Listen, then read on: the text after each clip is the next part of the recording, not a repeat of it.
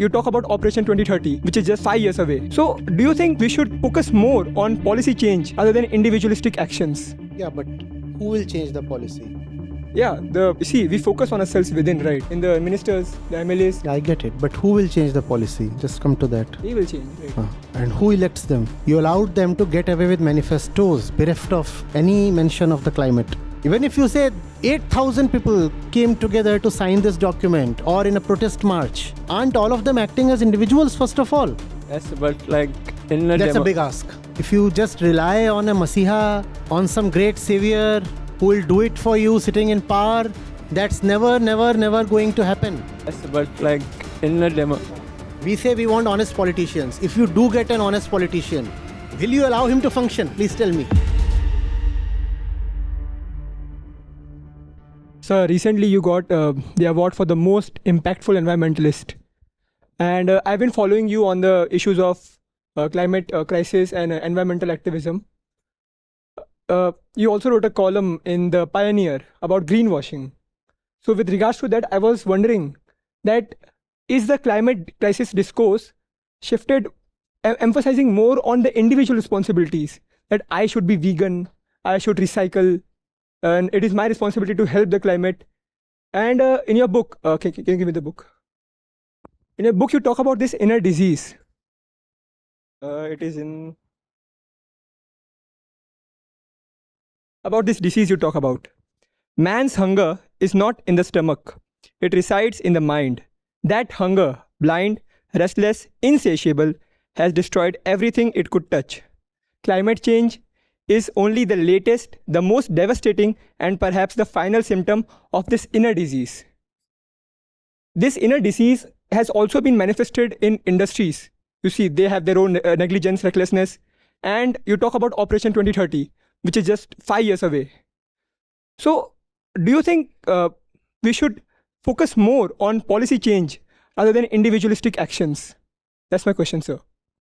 Yeah, but who will change the policy? Yeah, we focus on ourselves within, right? This disease is also in the ministers, the MLAs. I get it, but who will change the policy? Just come to that. They will change, right? And who elects them? So it's about individual responsibility. We can vote out for that, but you see in the manifestos, rarely any politician talks about climate change. You allowed them to. You allowed them to get away with manifestos bereft of any mention of the climate.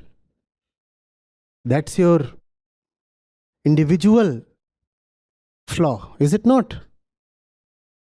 How can you act on behalf of the other when you say individual action? Right? The word individual is redundant because action has to be individual. Even if you get together in a group, you get together as individuals with individual consent.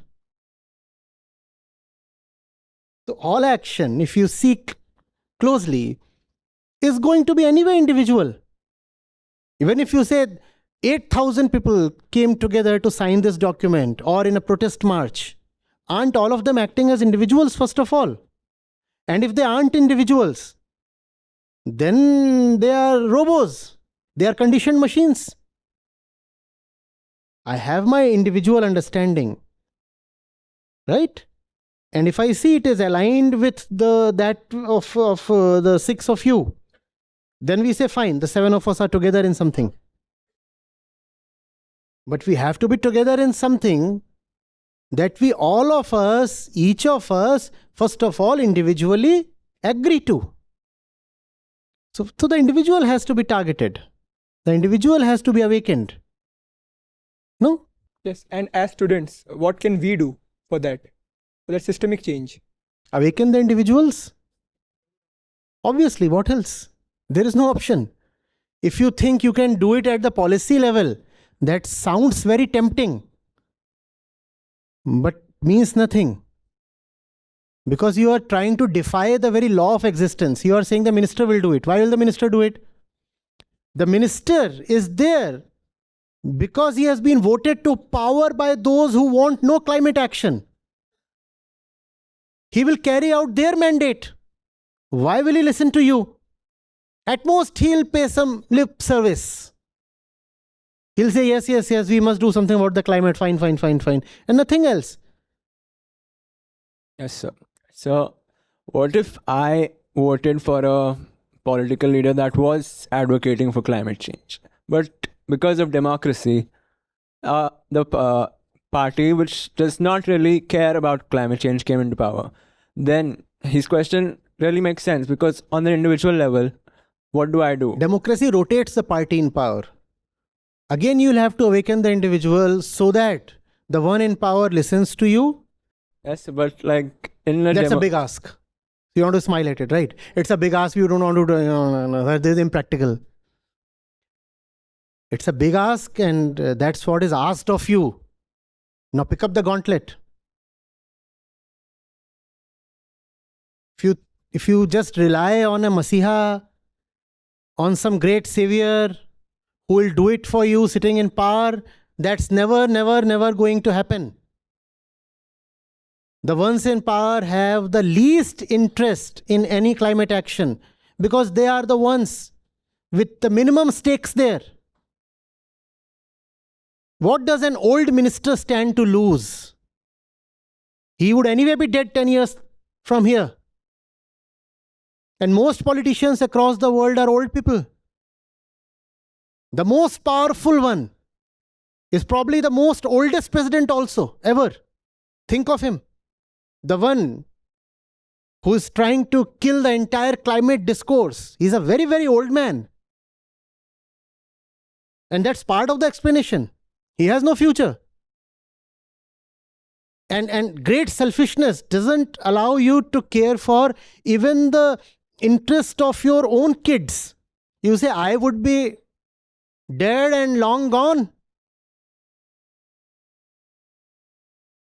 When the climate effects will intensify, I'll anyway be no longer here. So why should I worry? Or I'm a rich man. I'm a very rich man. Temperature rises. I simply have to reset my AC. The whole space gets flooded. I have another mansion to fly away to.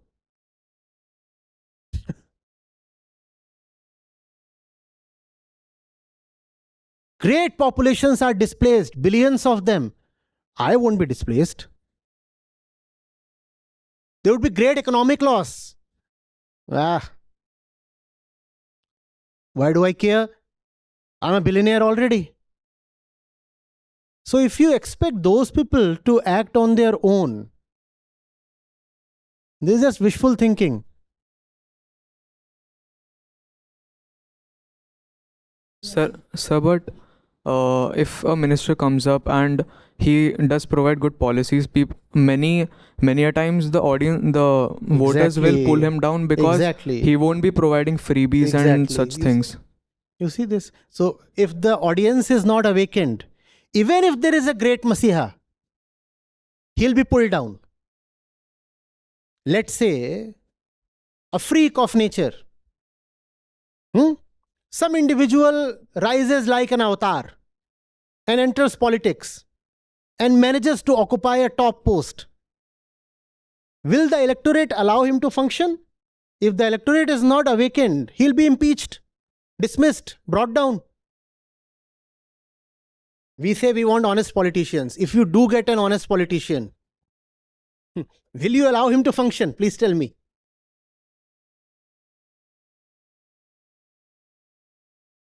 So similar thing happened. My chacha is a pradhan in my village.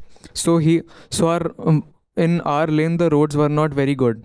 So he tried to make the roads. Now someone made a complaint that if you make the road, then we'll have to heighten our floor, because in the rainy season then water will fall inside their homes.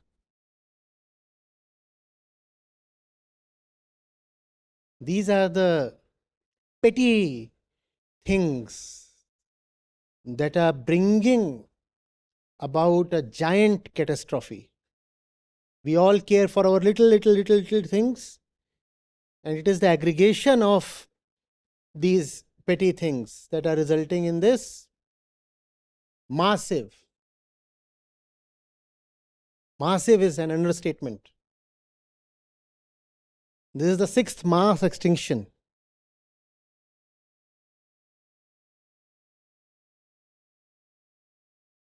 Sir, I also have a personal question. You say you cannot live wrongly and hope to consume rightly. I see myself buying stuff that I don't want because it's in trend.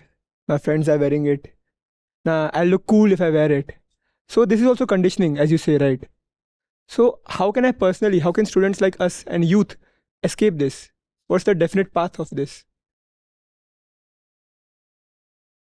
Have a beautiful place to wisely spend your money at. You will be left with no surplus. You won't splurge it. First question is, why do you have so much money that you can blow it away? There are great places and great causes and great reasons that demand your money. Invest your money there, spend it there. Self-development doesn't come cheap. A lot of things in this world require monetary investment. If you have money, spend it rightly.